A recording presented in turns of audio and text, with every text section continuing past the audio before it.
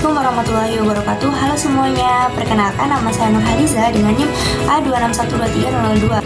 Ya baik, di sini saya akan menjelaskan tentang proses korosi atau perkaratan yang terjadi pada paku seng ketika ditaruh di dalam kapas ini.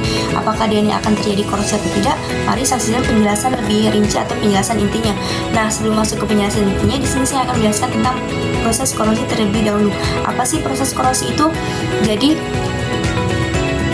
proses korosi itu adalah proses perusakan logam akibat reaksi kimia atau elektrokimia dengan lingkungan di sekitarnya, terutama itu dengan air dan oksigen. Nah, contoh umum dari korosi adalah karat pada besi yang terbentuk ketika besi itu bereaksi dengan air dan oksigen, kemudian menghasilkan besi oksida. Nah, selanjutnya kita masuk ke 3 alasan mengapa paku seng itu ketika ditaruh di kapas tidak terjadi korosi atau tidak berkarat. Yang pertama itu adalah sifat dari logam seng itu sendiri. Nah, seng ini lebih tahan terhadap korosi karena pada saat bereaksi dengan udara, seng ini akan membentuk lapisan tipis yaitu seng oksida atau ZNO yang melindungi permukaan logam dari reaksi lebih lanjut.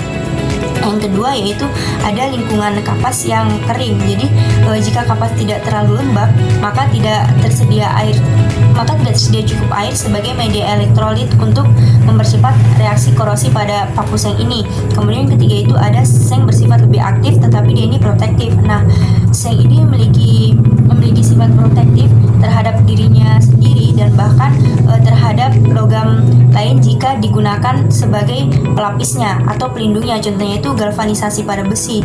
Nah, pada galvanisasi ini, seng ini akan teroksidasi lebih dahulu dan melindungi logam yang dilapisinya. Nah, selanjutnya kita masuk ke perbandingan sifat paku seng dan paku lain. Di sini saya mengambil paku besi pada paku. Yang pertama itu ketahanan korosi pada paku seng.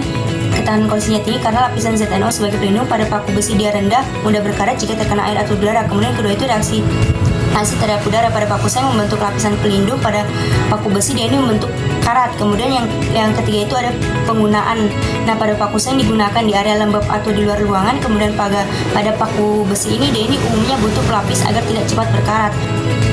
Jadi faktor terjadinya korosi atau perkaratan, faktor utamanya yaitu dari kelembapan. Nah, kelembapan ini dia dari air.